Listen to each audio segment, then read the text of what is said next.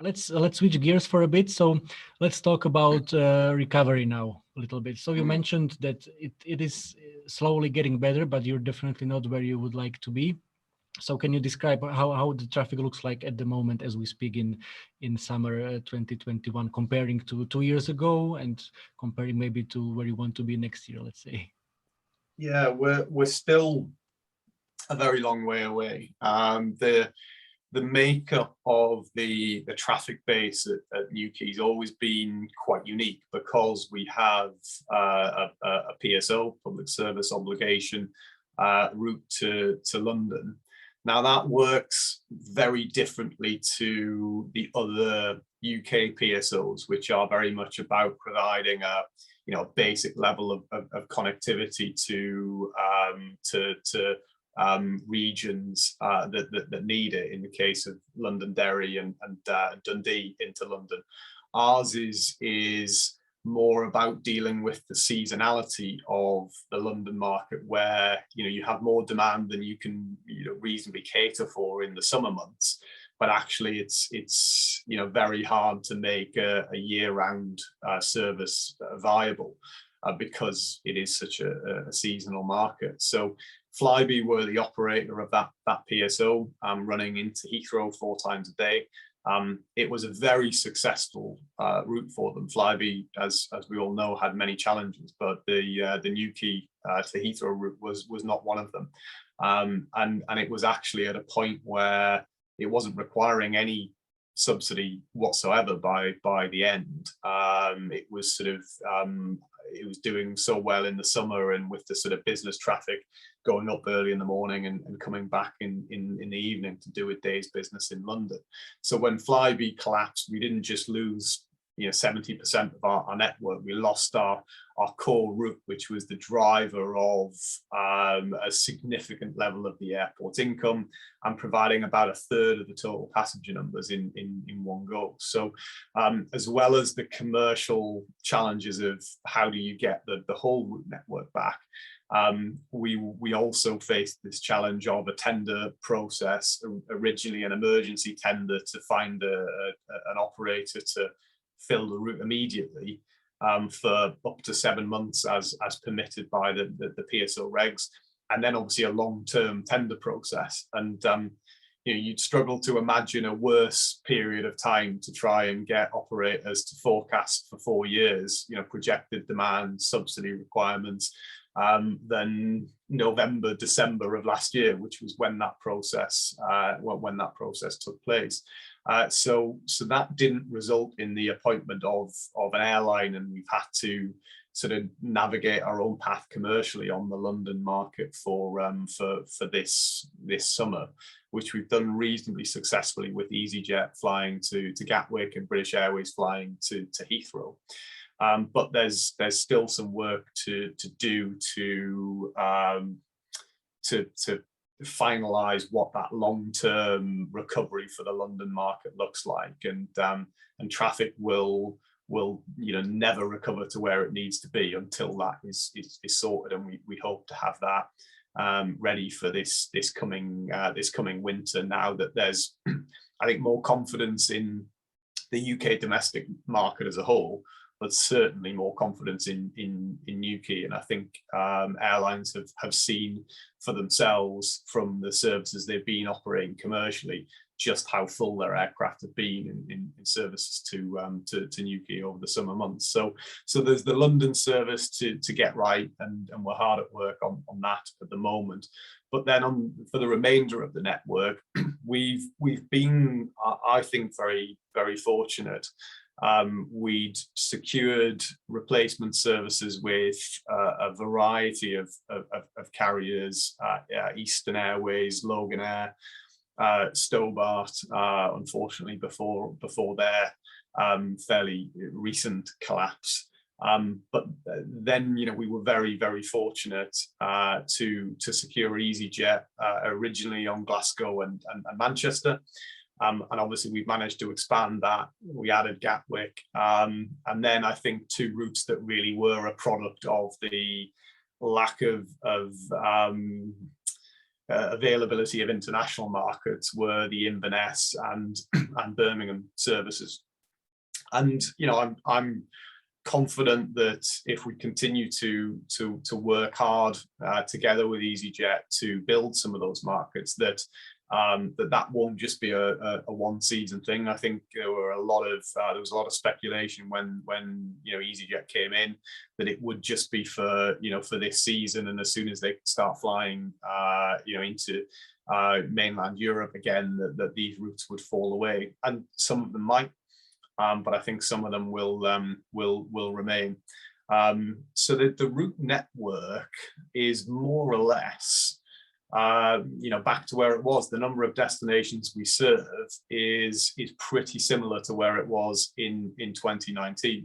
What is lagging a long way behind is the number of daily frequencies and the amount of seats, and that, I think, there's only so much that you can do in that area. One thing I've learned over the years with routes that I've been involved in setting up that have been successful, and those that haven't, you realize that actually you can't create a market where there isn't one, and you can't create a market of a certain size sooner than you can't artificially make a market bigger than it really is. And so we have to be patient. We have to let some of the routes that we've got up and running again build organically. But I've taken a lot of confidence from the fact that even when Stobart unfortunately collapsed into administration, we're in the middle of the G7 summit. Actually, I was sat there sort of trying to make all of that work, and then we got the news that had happened, which is just sod's law in our industry. Things always sort of hit you all in one go. But I've taken a lot of heart from the fact that BA City Flyer have picked up the Belfast route, at least for the short term. It shows that we're on the map, and it shows that for a tiny airport like ours that is way down the league table of sort of size of airport in the UK, that we've got a really sort of enviable range of leading airlines providing services. We've got all of the key players in sort of the UK regional side. We've got EasyJet and Ryanair. We've got British Airways. We've got some work to do in terms of our European services. I think there's a huge untapped opportunity in Cornwall. We do well in some key markets. So I think in parts of Scandinavia and in German-speaking markets, Cornwall has always had this enduring popularity. But we've not necessarily been successful in turning that into charter series, turning that into scheduled services. Things were looking quite positive in that regard this summer. We had Eurowings with their service to Dusseldorf that was planned to be back, and we've managed to secure Edelweiss for a summer series from Zurich. We've always known that there's huge popularity of Cornwall and everything it has to offer in within the Swiss market. Built really good relationships there, but the reality is that the restrictions on international travel didn't come to an end soon enough to make those services viable for this year. But I'm confident that is just a postponement. I think they'll both be back. Scandinavian SAS obviously hadn't planned to put their Copenhagen service back, but again, I think we've every reason to believe that will return, and that will give us a really good platform on which to build if we can have 3 of those inbound focused summer seasonal routes. I see no reason why we can't then build on that further in the coming years, and Cornwall being on the global stage during the G7 summit will make a huge contribution to that. It was great to have it. It was a great boost for the airport when it happened, but my view has always been the legacy of it will be what additional links we can establish in the longer term from the beautiful images of Cornwall that were seen around the world whilst the G7 summit was taking place. And of course, we always have to make sure that we're thinking about serving our our home market and our local passengers as well. It is a balancing act in Cornwall between the inbound originating and the outbound originating, but people in Cornwall deserve more links to sort of summer sun destinations than they've got at the moment. Ryanair operate Alicante and Faro.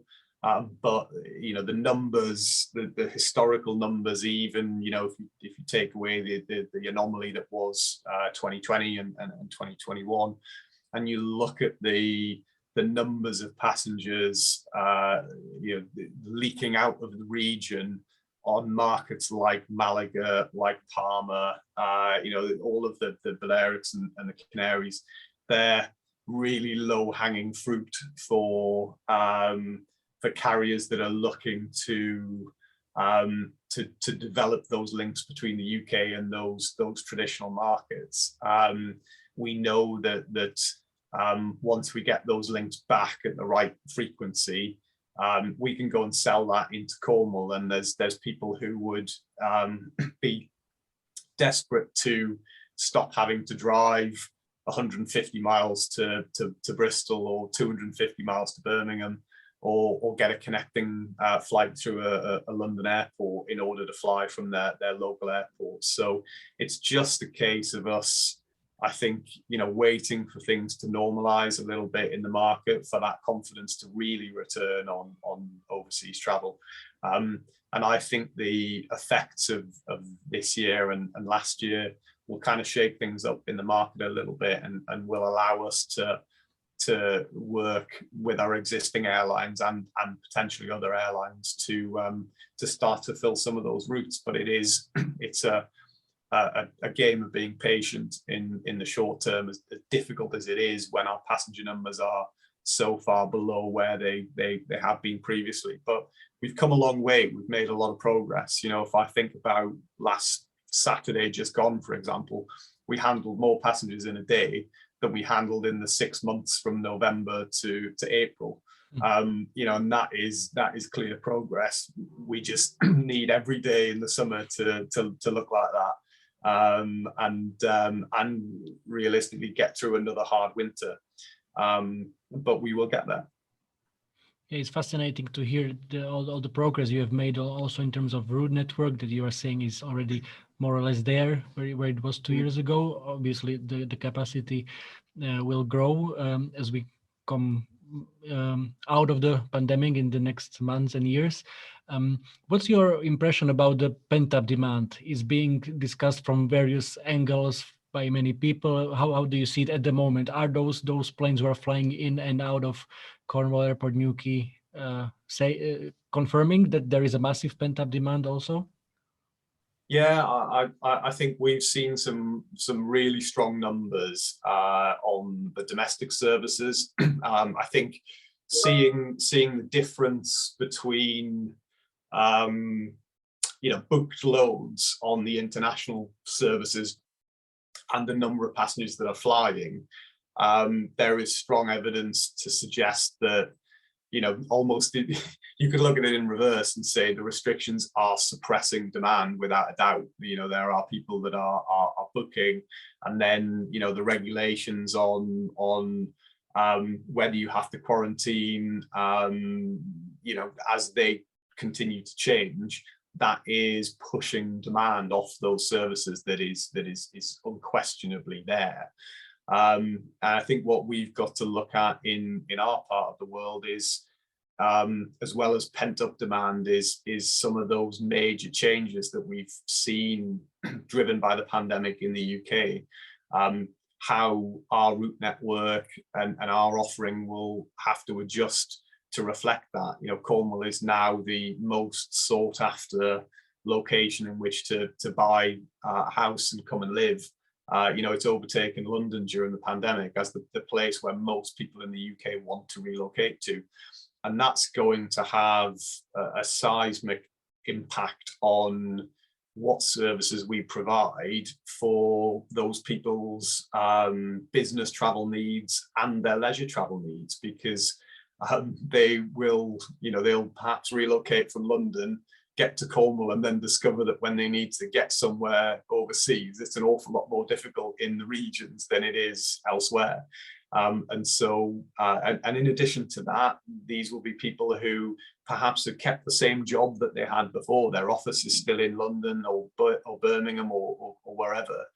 And they're not going to be going there every day, but they are going to, need to go back there, and they're going to be looking for, quick and easy links to do that. And, the further you get into Cornwall, you're talking about rail links that are perhaps 5.5 hours. And that's if you live somewhere near the railway line, which runs down the south coast of Cornwall and nowhere else. And so, I think there's going to be, from our point of view, a real need to adapt to all of those changes that in the main are going to bring far more benefits to the airport and to our market than disbenefits. We just have to think in a slightly different way. So, the peak flows to and from London might not be the early flight at 6:30 in the morning and coming back at 9:30 in the evening. It could be people who are going for 2 nights, perhaps to twice a month, and may want to fly at a different time.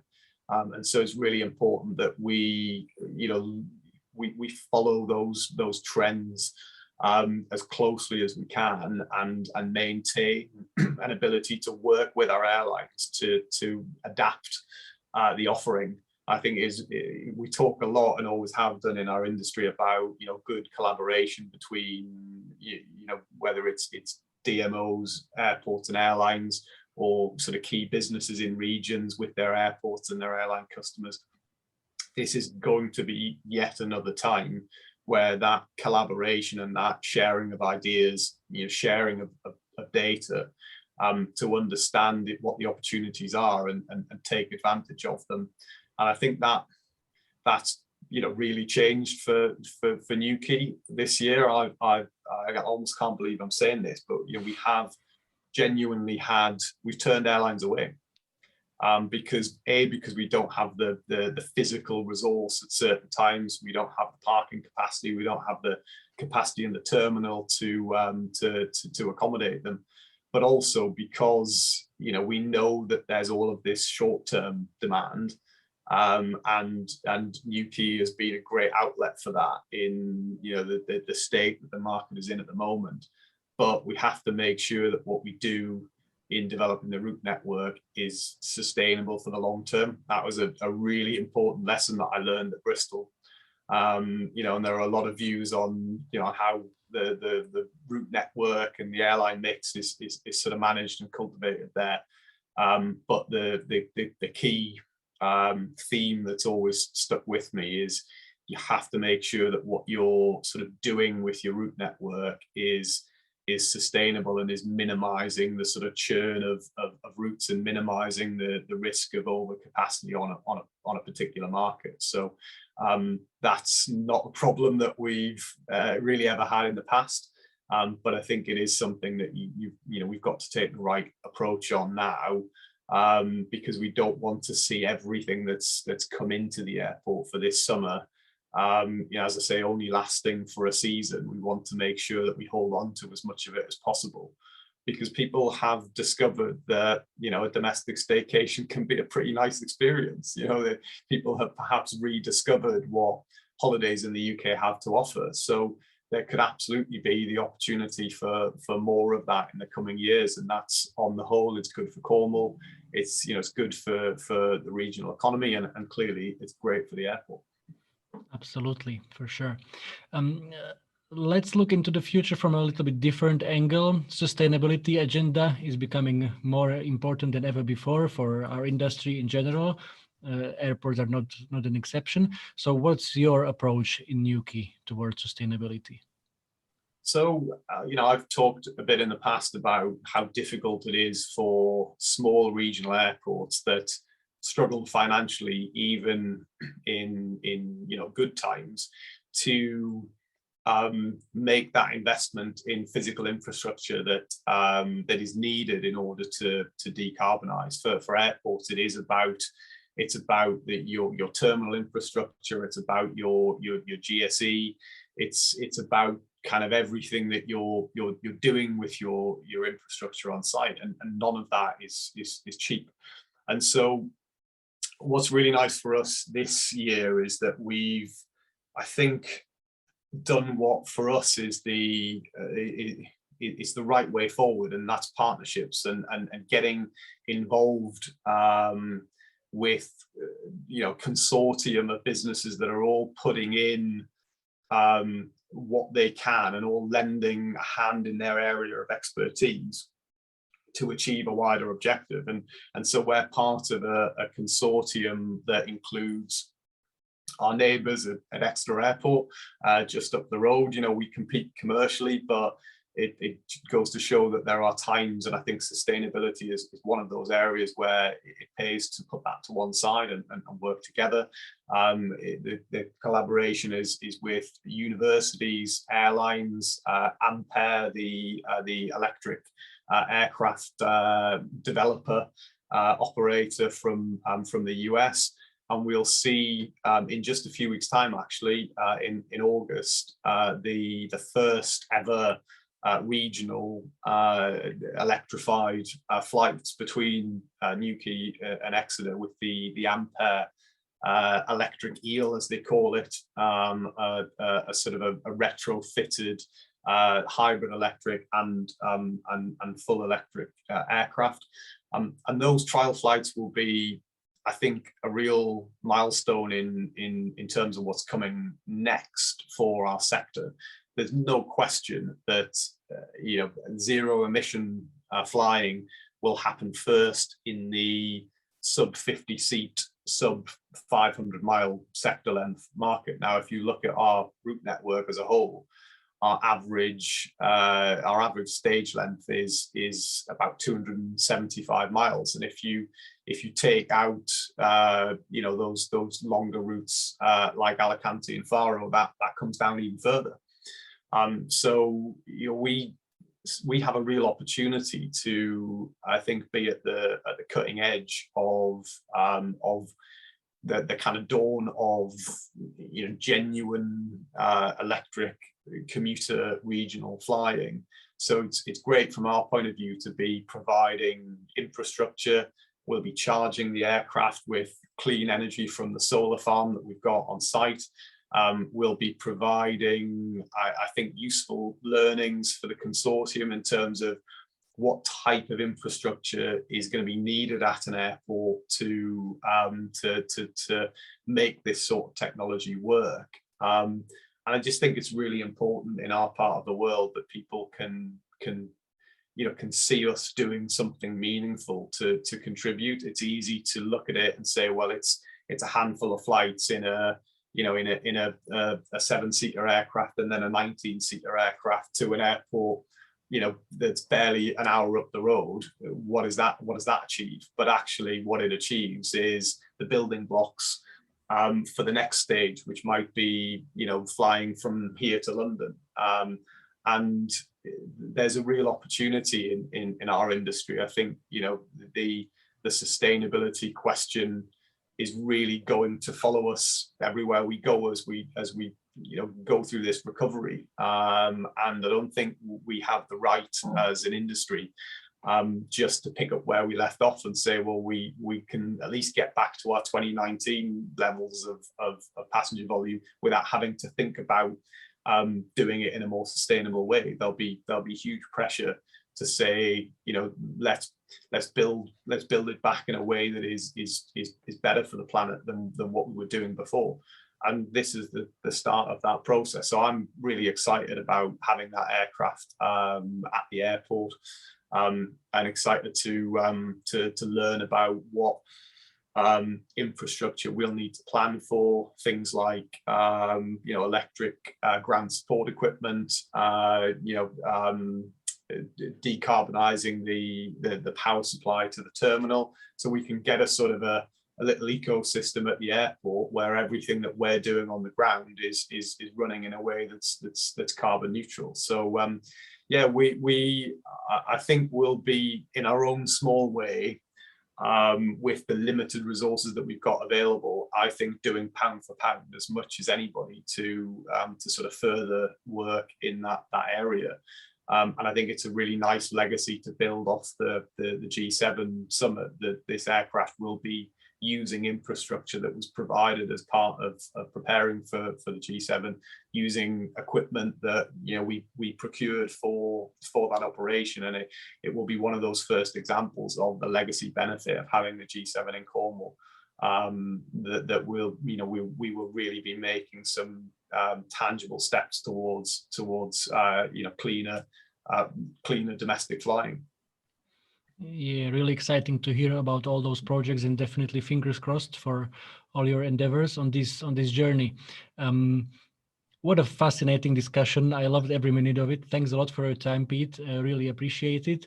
Last two questions before we say goodbye. Do you have a plan for a holiday? If there is somebody on this planet that deserves a proper holiday this summer, I'm sure it's you and your colleagues. I don't actually. I think people think that life in Cornwall is one long holiday anyway. I can put that myth to bed. Where I'm very lucky is, when I'm in the office, when I'm at the airport, I can leave the office and 10 minutes later I can be on the beach, I can be on the southwest coast path, and so I get to sort of that unwinding at the end of the day is something that almost feels like we're on holiday. And I think, to be honest, with the challenges we've still got in our recovery, I think that's probably the closest I'm going to get to a holiday this year. But I still feel very lucky that I get that. Fair play.